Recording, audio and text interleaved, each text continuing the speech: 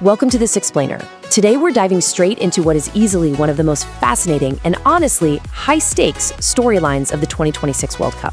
We're looking at a legendary footballing nation that's just decided to completely rewrite its own DNA right on the eve of the world's biggest tournament. It's a crazy story of tactical brilliance, massive gambles, and some really intense locker room drama. Let's get into it. Let's start with a mind-blowing number, 3.5 million.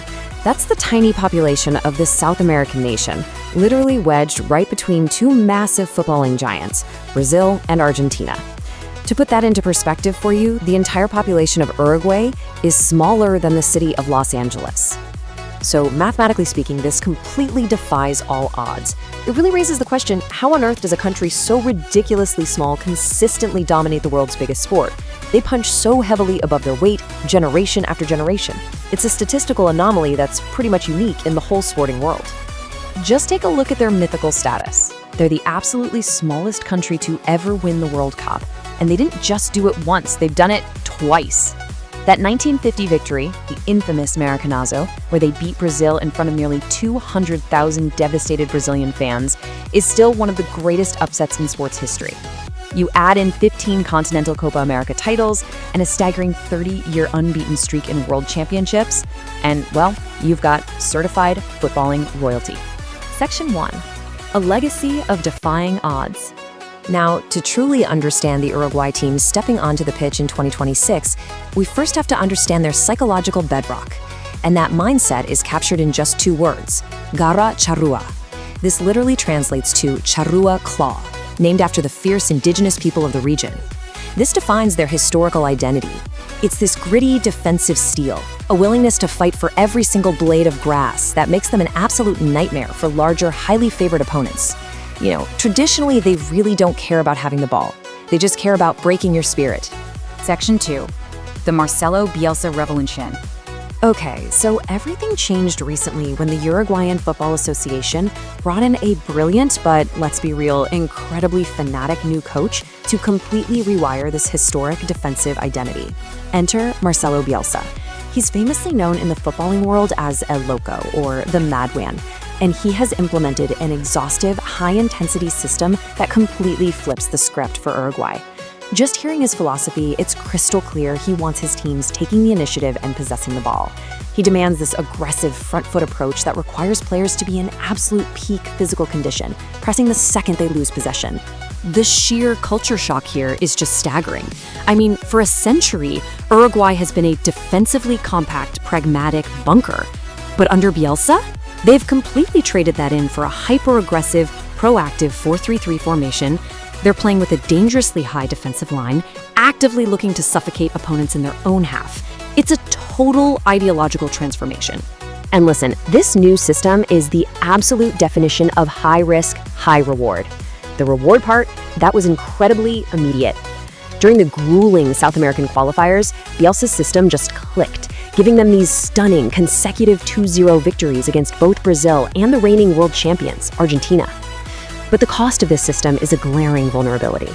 If a team can manage to break that initial press, Uruguay's high defensive line is heavily exposed to fast counterattacks. Moving on to Section 3, the squad, engine, and anchor. When we break down the 26-man roster, the heavy reliance on midfielders immediately jumps right out at you. 11 of them, compared to just 3 dedicated forwards. This perfectly reflects Bielsa's tactical preference. He wants to absolutely overload the center of the pitch with tireless runners who can maintain that intense high press and cycle the ball vertically all game long. And the quality of this core is honestly undeniable. They possess arguably one of the most balanced midfields and experienced defenses in the entire tournament. It's anchored by Federico Valverde, the elite engine from Real Madrid who, let's face it, might just be one of the top 6 or 7 midfielders in the world right now. You pair him with Manuel Ugarte as the defensive screen and the world-class center-back duo of Araújo and Giménez, you've got a genuinely terrifying foundation. Plus, the return of 39-year-old veteran goalkeeper Fernando Muslera adds some incredible locker room leadership. Which brings us to Section 4, drama and missing strikers. So this is where the drama really peaks. Following a highly dramatic sequence of events starting right after the 2024 Copa America, Bielsa's exhaustive methods really began to wear the squad thin. This extreme tactical intensity brought on some extreme internal friction. It actually led to Uruguay all-time top scorer and national legend Luis Suarez retiring and very publicly torching Bielsa's methods.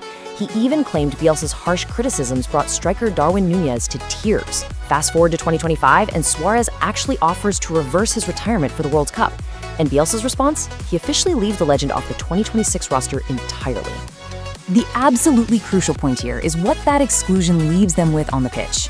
With Suarez out of the picture, the immense burden of scoring falls squarely on the shoulders of Darwin Núñez.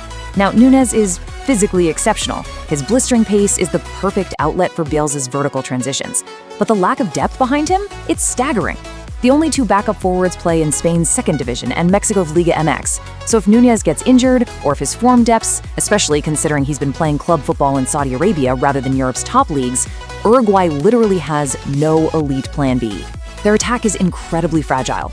And well, we've already seen what happens when the tension and those tactical risks combine in a worst-case scenario. This manifested in a shocking 5-1 friendly defeat to the United States. Bielsa himself went on record saying he was ashamed of the result. The U.S. team just used raw pace to completely dismantle Uruguay's high defensive line. It was a glaring warning sign broadcast to the rest of the world. Section 5, the 2026 World Cup Outlook. So how exactly is this high-wire act going to play out?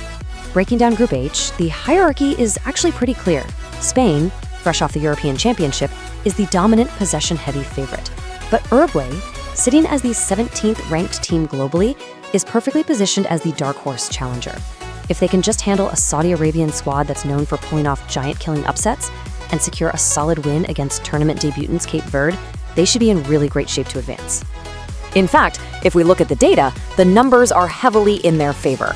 Statistically speaking, supercomputer models give Uruguay a highly favorable 79% probability of advancing out of the group stage. And hey, the expanded 48-team format certainly gives them a nice little safety net as well.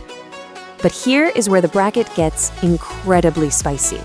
If Uruguay finishes second in Group H behind Spain, which most people predict, they are on a direct collision course with the defending world champions, Argentina. This would set up a historic River Plate derby, a ridiculously fierce regional rivalry, in the round of 32. And keep in mind, Bielsa's Uruguay beat Argentina 2-0 in the qualifiers. That matchup would be an absolute tactical and emotional war.